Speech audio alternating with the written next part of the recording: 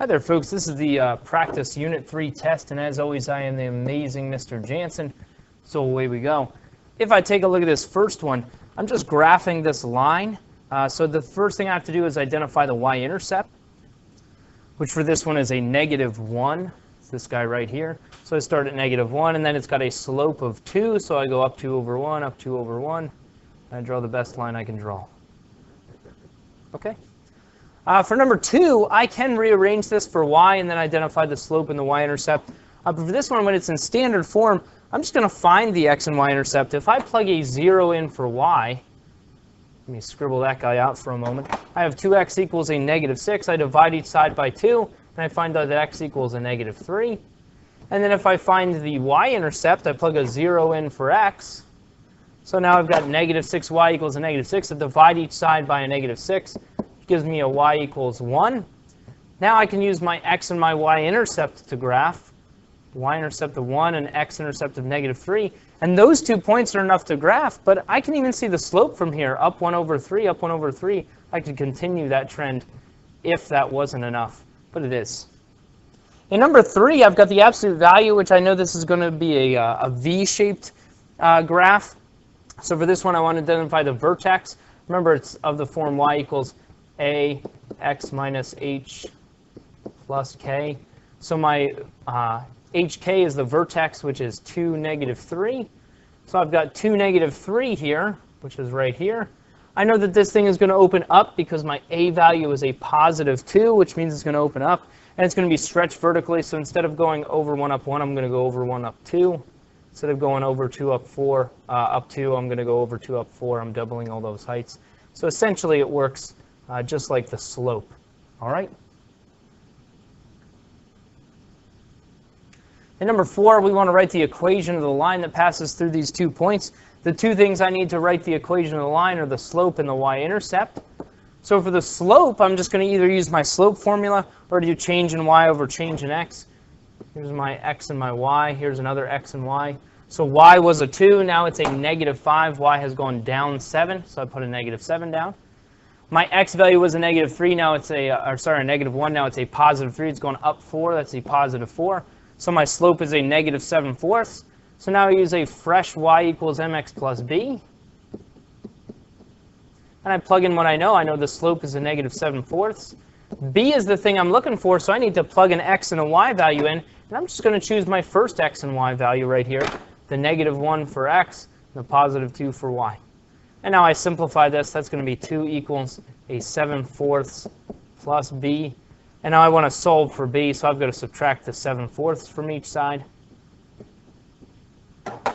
When I do that, again, common denominators here. 2 is the same thing as 8/4. So I have 8/4 minus 7/4. So I find out that b equals a 1/4. Okay?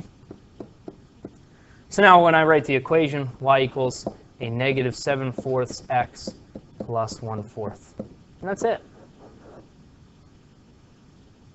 Number 5, I want to write the equation line that passes through the point 4, -2, and it's perpendicular to y equals 2/3 x minus 3. So again, the 2 things I need to write the equation of the line are the slope and the y-intercept. For this one, since I'm perpendicular to this line has a slope of 2/3, so my line is going to have a slope of -3/2. Remember, perpendicular lines, the slopes are opposite reciprocal. So I change the sign and I flip it. And now I do the same thing I did in the previous problem. Y equals mx plus b. I plug in what I know. I know the slope is a -3/2. I want to solve for b, so I need to plug in an x and a y value. And this time, there's not much of a choice. There's only one x, y value listed, so I plug the 4 in for x. I plug the -2 in for y. So I've got -2 equals. Here, this is going to give me a -6. And now I add the 6 to each side. So I find out that b equals a +4. So the equation of my line is y equals a -3/2 x plus 4. Okay? In number 6, we want to write the equation of the line, and this time it gives us a line that's parallel. So again, I need the slope and the y-intercept. This line has a slope of -1. Parallel lines have the same slope, so my line is also going to have a slope of -1. And then I do y equals mx plus b. I plug in what I know, the -1 here. B is the thing I'm looking for. I just need the x and the y value. which is given as a 2 and a 1. And now I solve. That's a 1 equals negative 2 plus b. I add the 2 to each side. So I find out that b equals positive 3. So my equation is y equals a negative x plus 3. And number 7, I'm doing something similar here. But for this one, I'm going to make a scatter plot first, and then I'm going to write the equation of the best fit line, and then make a prediction about some future value. Okay? And there's a couple ways we can do this. I'm going to show you how to do it on the calculator, since that's how most of you are probably going to do it. But we still have to do the scatter plot first. So I'm going to label my x-axis. This is going to be my age down here. And then my wisdom is going to be over here. So I need to go from 15 to about 35. So I'll do 15, maybe 20, 25. Now that's going to be quite a bit. Let me go every 4. I'll go 25, 30, 35. I skipped 20. Let me try again. 15, 20, 25, 30, 35. And again, I just want to spread this out as far as possible. It gives me a better idea what this thing's going to look like. I can put a little zigzag here since I skipped some values. Same thing going up, a little zigzag. And I'm going to start somewhere around 15. So start at 15. I got to get somewhere up to around 50 the way this is written. So maybe I'll go by 10s here.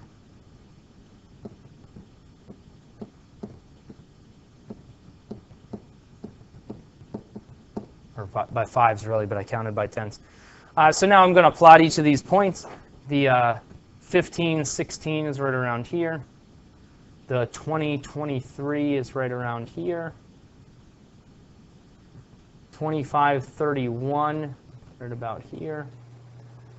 30, 40, right here.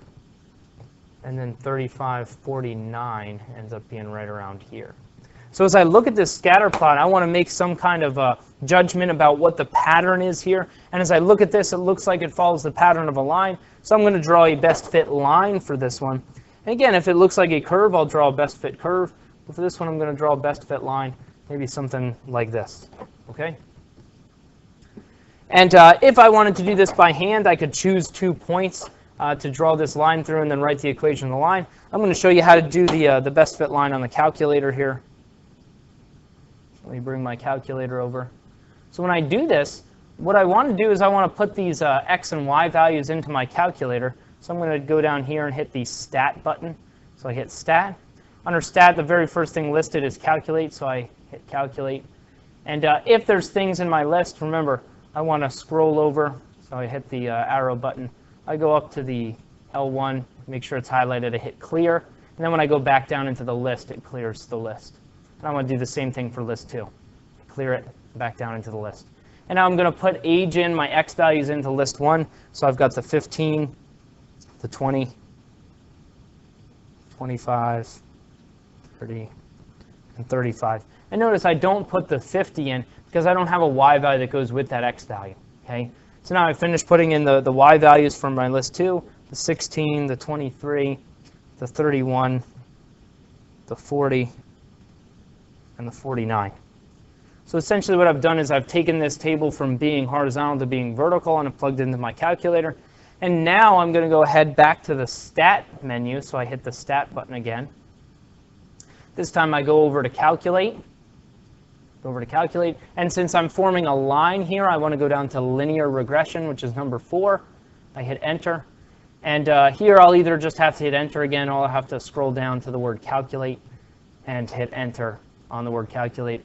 And it calculates my best fit line as being y equals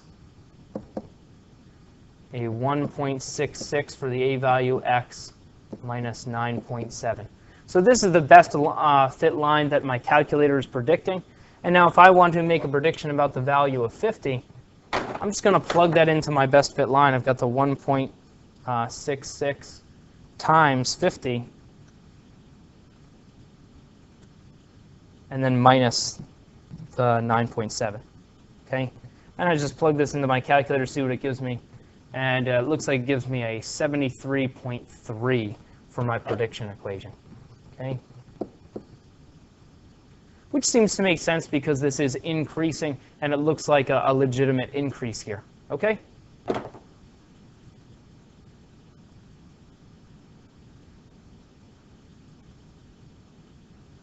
If I take a look at the next one, I want to write this in standard form. Remember, standard form is this guy. It's the ax plus by equals c. So I got to get all my variables on the same side. So I'm going to subtract the 3x from each side. So I get a negative 3x minus 6y equals 9. And the thing about these values is they can't have any common factors here. See, all this stuff is divisible by 3. So I'm going to divide everything by 3, which is going to give me a negative x minus 2y equals 3. That would be an acceptable answer. I would also accept this. Sometimes we don't like to have that a value be negative, so we might multiply through and get something like this. But I would accept either one of these answers. Okay? If I look at the next one, slope-intercept form, this is the y equals mx plus b. This is the one we're used to dealing with, and for this one I just have to solve this for y. So I'm going to add the 2x to each side, which gives me a 3y equals 2x plus 10. I divide each side by the 3. So I find out that y equals 2/3 x plus 10/3. And I'm just going to leave each of those as fractions. That's it.